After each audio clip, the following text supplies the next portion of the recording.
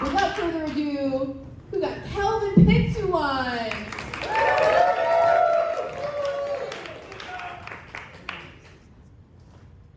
Why is this mic on? Cool. All right. Why is it that some really bad ideas seem to last forever? And why is it that some really great ideas can just vanish and be forgotten?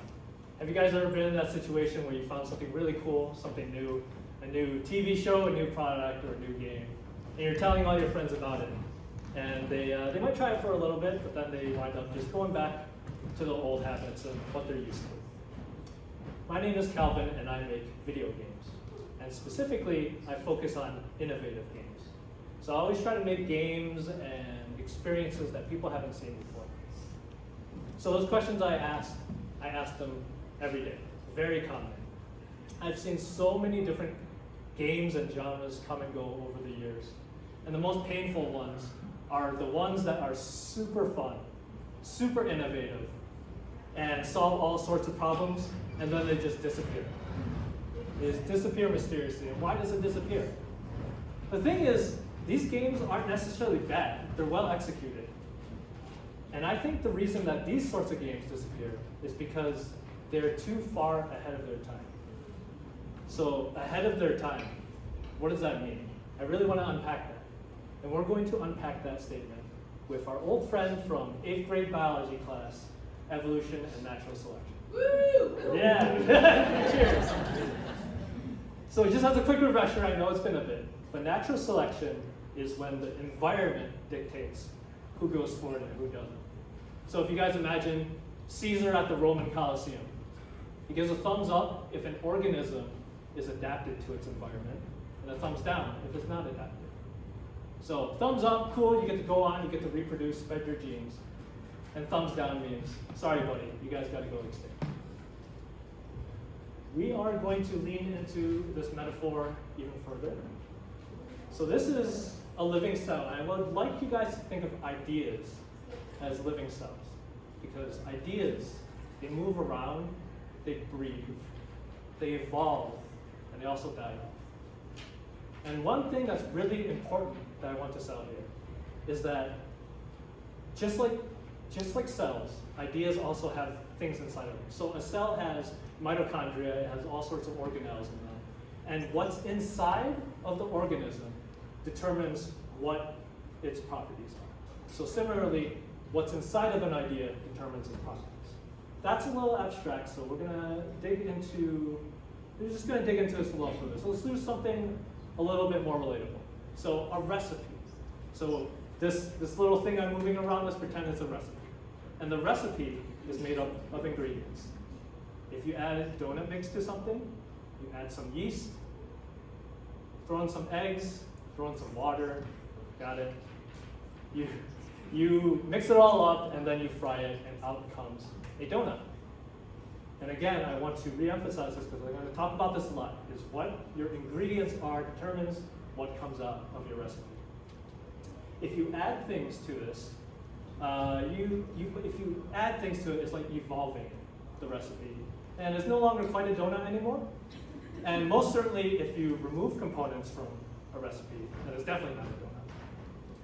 But we are not here to talk about cooking and food. We're here to talk about my specialization, which is games. I'm going to talk about games and genres now. So this whole living cell thing, instead of being a recipe, we're going to use the game equivalent of a recipe. This green thing is now a game genre. And the equivalent of ingredients in a game genre are mechanics. So we're going to go to this really interesting, curious mechanic right here, which is the idle mechanic. Now, what is an idle game? An idle game is a game that plays itself automatically, with little to no intervention from the player. If that sounds really weird to you, you're definitely not alone. This is a very strange thing. And I wanted to talk about this mechanic over a shooting game or a racing game, because shooting games have always been popular. They've always been successful. Therefore, its evolutionary path is not that interesting. Idle games, however, are very interesting because everyone hated these games. They're not interesting, they're not popular, they made no money. However, nowadays, They make several $billions a year. And if anybody plays Roblox or has kids that play Roblox, I guarantee you they play these games because this is the #2 category on Roblox. They're called different things. They're called tycoon simulator games. So went from nothing and now is a huge titan of a genre. So we're not going to start in the modern era. We're going to go through the history of this. So we're going to go into the prehistoric era of the 1990s. So this is the closest thing to an idle game. They didn't quite exist before, but this is a screensaver. A screensaver is when you leave your computer on for too long and play a little video or a little animation. It's kind of the closest thing to an idle game. It's just an animation that plays itself. The person doesn't touch it or manipulate it in any way. So why would somebody engage with this sort of thing over playing Doom where you kill demons, or you're playing StarCraft and you build an army? Those are fun games that people played, and nobody would pay good money for this sort of experience. So what this wall here represents is the market. What people want to buy and what people are willing to play. So when this organism dies, that means nobody's playing their game or buying their game. So this wall here, this market wall, it represents natural selection. The natural selection of the product is the market. So try as people might, they've created all sorts of idle games, and none of them stuck until somebody decided to evolve the formula. That's how you get past natural selection. Somebody decided to combine idle with upgrades. What this means is now you're sitting there and your character is just getting stronger over time. This is a really subtle shift, and it doesn't sound like as much, but this is exactly what the recipe needed to move forward, because people started playing these games now. So in 2002, you had the very first actual idle game that people played. It's called Progress Quest. Progress Quest looked just like this. It looks like an app. It looks like a Dungeons and Dragons character sheet with stats on the side. And most importantly, there's these progress bars at the bottom. And if you can't see it, it says executing a multi-cell, it's executing a grub, it's going on quests and killing things and getting stronger, all automatically. Shockingly, hundreds of thousands of people actually downloaded and played this game, even though this was literally a joke game. Somebody made this as a joke. But for a select, small amount of people, including myself, I saw this game and I was so fascinated by it. I remember feeling like I was having fun just watching my character get stronger. I would come home from school and be like, oh my God, I'm a level 34 motorcycle now, and whatever. So it was just so cool because I didn't see numbers when I saw this. I imagined a hero getting stronger.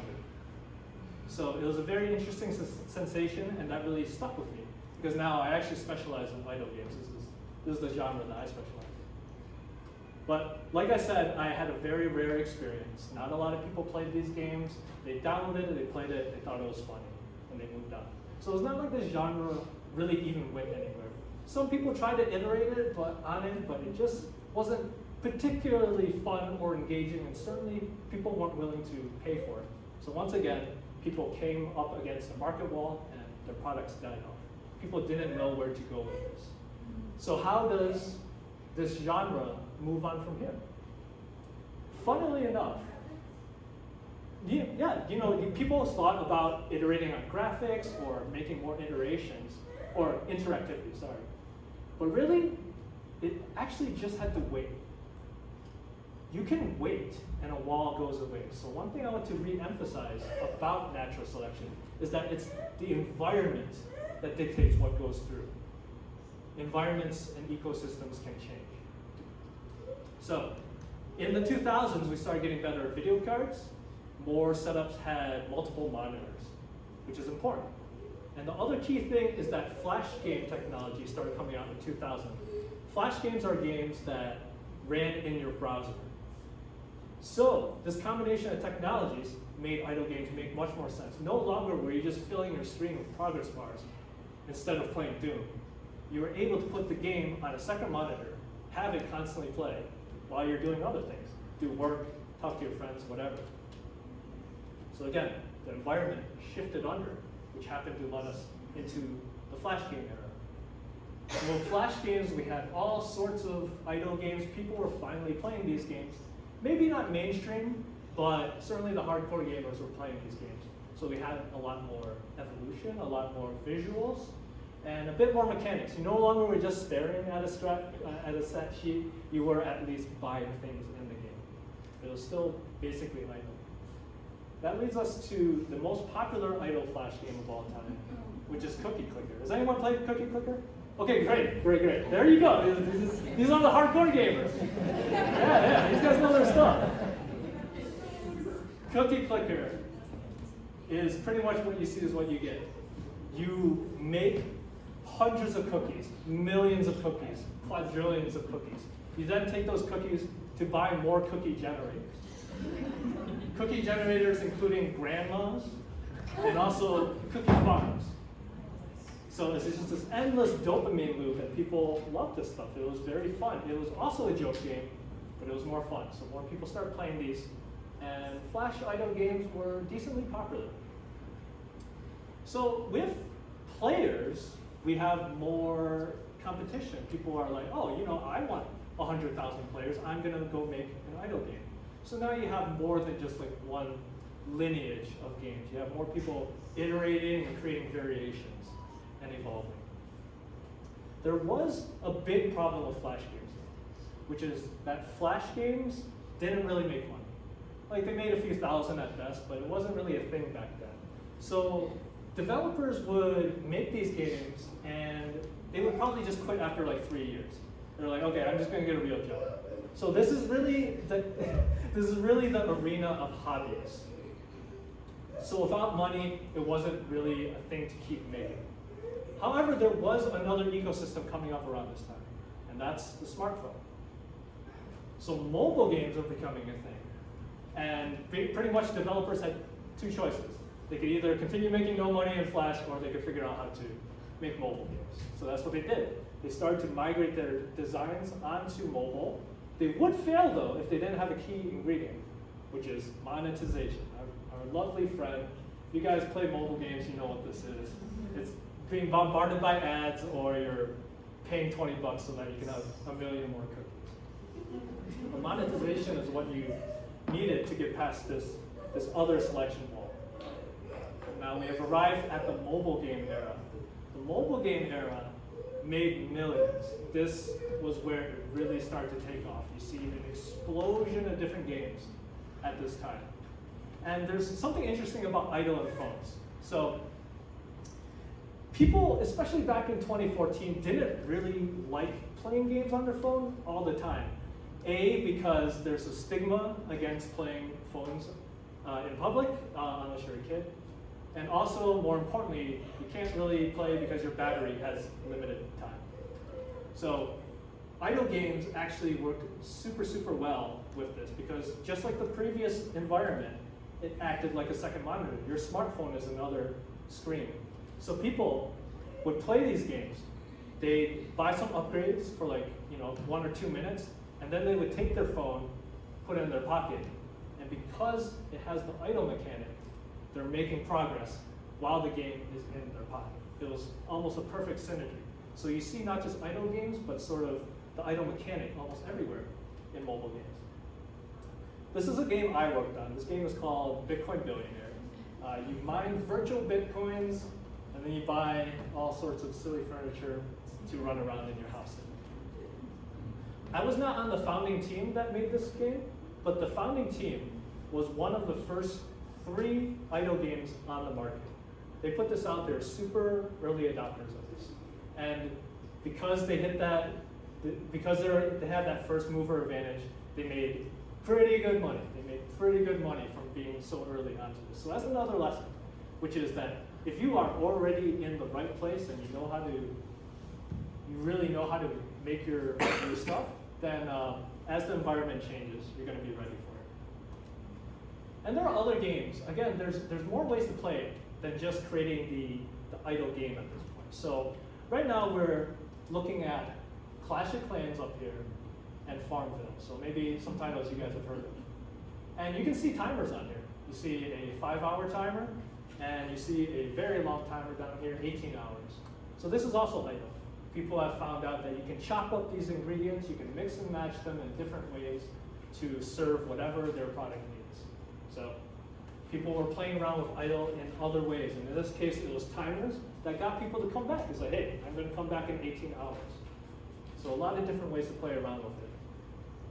With so many millions of dollars flooding into the system, you have a lot of organisms. You have a lot of competitors, a lot of people trying to get a slice of the pie.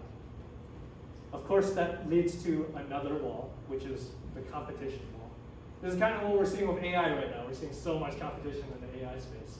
And it's the same thing. How do you stand out when you have to deal with this many competitors? And the way to break through this sort of new wall is, of course, you need to stand out. How do you stand out? You need to get really good at this. You really need to get good at understanding your ingredients, how to mix and match them, and how they interact together. So understanding how idle and shooting might work together, you experiment there. Okay, that's not that great. What about climbing and puzzle? Can we somehow make a climbing and puzzle idle game? This is the sort of experimentation that you need to do to stand out against a mass of competitors. So the games that are able to really understand and know their genre, they were able to push it forward, once again, through this final wall into the modern era. The modern era of idle games has a huge variance to it. And primarily, the visuals have changed a lot. So instead of just saying a number, instead of having 1 million cookies as a number, they will literally put like a million cookies on screen, because the tech is also now supporting it. So we have a lot of more visual variance, we have a lot more genre mixing. And as I alluded to it before, we come to the big titan that is Roblox. If people don't know what Roblox is, pretty much every single kid plays this game. So it's pretty ubiquitous. And this is a game called Grow a Garden. It is a idle/simulator game, and you grow a garden, you watch it grow, not the most interactivity. And you guys can also see in the left side, it says update in 12 hours. So it also has borrowed those idle mechanics from mobile, where it gets those kids to come back 12 hours later. And as you guys can probably imagine, yes, you can pay to skip these timers. What a world we live in,